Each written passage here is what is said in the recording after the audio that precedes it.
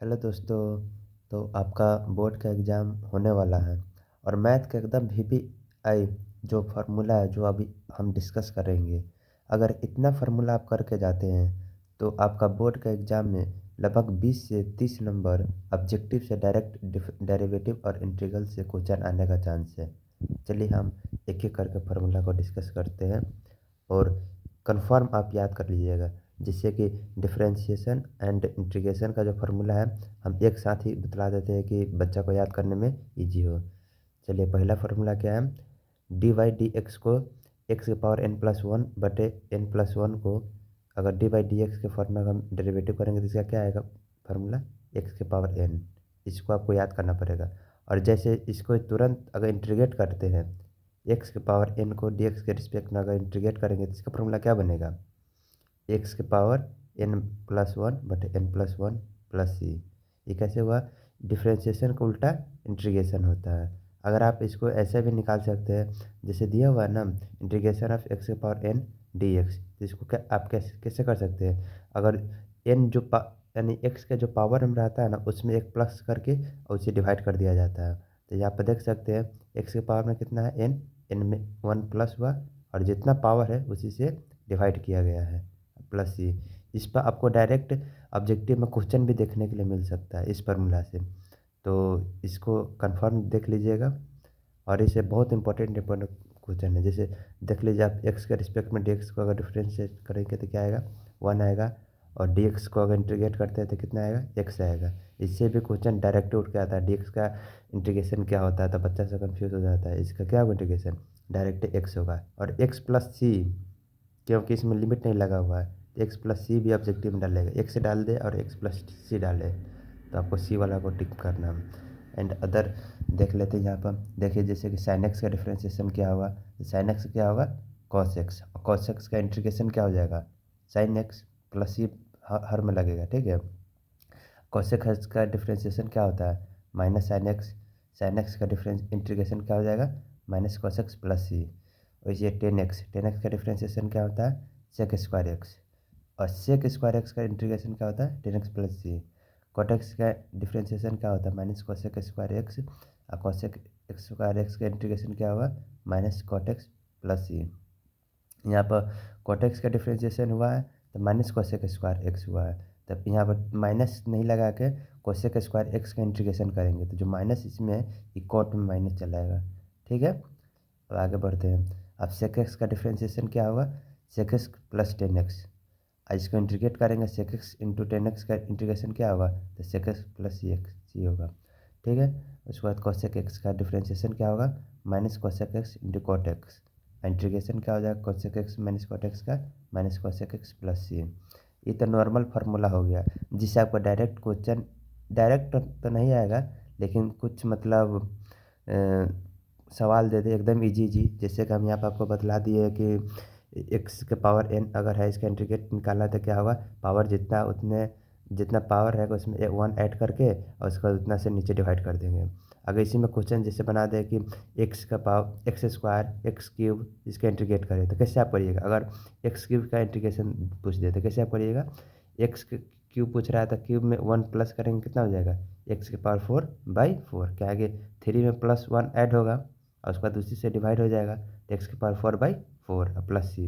ये answer direct हो सकता है। इस ऑब्जेक्टिव ऐसा क्वेश्चन पूछ सकता है और इस सबसे इंटीग्रेशन से डायरेक्ट ऑब्जेक्टिव में क्वेश्चन आ सकता है। और चलिए अब इन्वर्स वाला डिफरेंशिएशन देख लेते हैं। इससे भी आपको क्वेश्चन ऑब्जेक्टिव के लिए वीवीआई ऑब्जेक्टिव के लिए और शॉर्ट के लिए भी वीवीआई है। तो ये याद कर लीजिए फार्मूला, जैसे कि साइन इनवर्स एक्स का डिफरेंशिएशन क्या होता है, वन बटे root under one minus x square x. इसका इंटीग्रेशन वन बटे root under one minus x square का इंटीग्रेशन क्या होगा, sine inverse x plus c. Cos inverse x का डिफरेंशिएशन क्या होता है, माइनस वन बटे root under one minus x square. इसको डायरेक्ट आप याद कैसे कर सकते हैं, साइन को साइन और कॉस। तो अगर साइन का डिफरेंशिएशन वन बटे root under one minus x square है तो मात्र कॉस के साथ क्या लग जाएगा, माइनस लग जाएगा और कुछ नहीं। जो फार्मूला साइन एक्स का है वही कॉस एक्स का भी होगा, बस कॉस एक्स में माइनस हो जाएगा। और टेन एक्स के साथ क्या आता है, कॉट एक्स, और कॉसेक एक्स के सेक एक्स।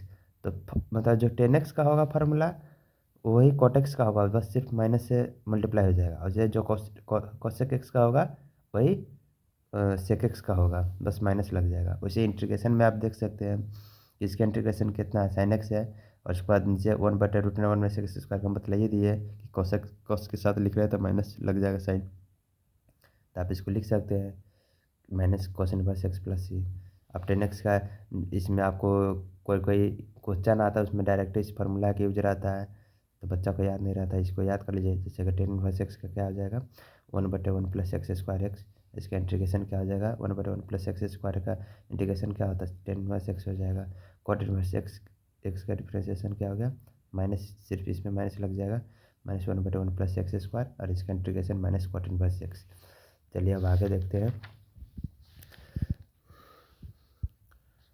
और आगे ही फार्मूला देखिए, अभी बतलाया ना सेक इनवर्स का कोस एक्स के साथ दोनों फार्मूला सेम रहेगा, बस माइनस लग जाएगा। जैसे देख लीजिए सेक इनवर्स एक्स का क्या है, 1/x root x square minus 1। इतना याद कर लीजिए सेक इनवर्स एक्स का क्या फार्मूला होगा, एक 1/x root x square minus 1, ये याद हो गया। तो कोसेक इनवर्स का क्या हो जाएगा, -1/x root x square x square minus 1, ठीक है। बस सिर्फ माइनस लगा देना और कुछ नहीं, इसका इंटीग्रेशन वही हो जाएगा। इसका जो इसका डिफ्रेंशिएशन आया उसका इंटीग्रेशन करेंगे तो सेक इनवर्स एक्स हो जाएगा। इसका जो डिफ्रेंशिएशन बस माइनस यहाँ पर, इसको माइनस हम कोसेक इनवर्स एक्स के साथ कर देंगे, कोसेक एक्स के साथ हो जाएगा। ये तो ईजी है, तो इन्वर्स वाला आप सबको याद हो गया होगा। अब यहाँ पर जो दो चार फार्मूला है जो बहुत इंपॉर्टेंट है, इसको देख लीजिए।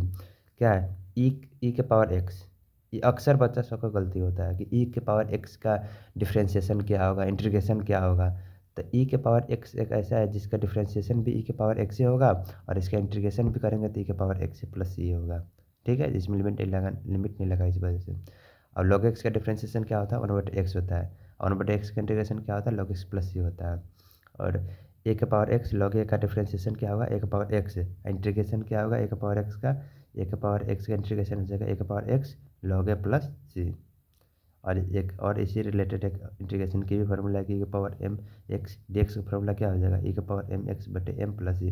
ये एज ए फार्मूला की तरह आप देखिए, या इस पर डायरेक्ट आपको सवाल भी आ जाएगा कि इंटीग्रेशन ऑफ ई के पावर 2x डी एक्स, इसको आप कैसे सोल्व करिएगा। फिर आपको पूरा प्रोसेस करने से अच्छा है डायरेक्ट ऑब्जेक्टिव में सोल्व कर दीजिए कि 2 का क्या मान लेंगे, m मान लेंगे, तो क्या हो जाएगा, ई के पावर एम एक्स बटे एम प्लस सी है दिया हुआ है, तो ई के पावर 2x रहेगा, तब क्या इसका आंसर होगा, ई के पावर 2x बटे 2 plus c. Direct question solve. तो ऐसे ऑब्जेक्टिव में आपको बिहार बोर्ड के अक्सर एग्जाम के जो होता है उसमें ऑब्जेक्टिव ऐसा देखा जाता है। तो इतना जो हम इंटीग्रेशन डिफरेंशिएशन का जो फार्मूला बतला है, अगर आप इतना कर लेते हैं तो एग्जाम में आप डायरेक्ट 20 से 25 नंबर उठा सकते हैं। और यहाँ पर टेन एक्स का इंटीग्रेशन का भी फार्मूला है, कोट एक्स इंटीग्रेशन, जो इंटीग्रेशन ऑफ कोट एक्स का भी फार्मूला है। इंटीग्रेशन ऑफ टेन एक्स का फार्मूला क्या है, log sec inverse x plus c है। अगर कॉस एक्स के साथ इसको हमको लिखना है तो माइनस पहले लगा देंगे, minus log cos x plus c. और कॉट एक्स से क्या होता है, log mod sine x plus c. ये दोनों भी इम्पोर्टेंट है, ये थोड़ा इस फार्मूला से हट के ही वाला है, इसको आप अलग से याद कर सकते हैं क्वेश्चन में सॉल्व करने के लिए। तो धन्यवाद, इस फार्मूला को याद कर लीजिएगा। थैंक्स।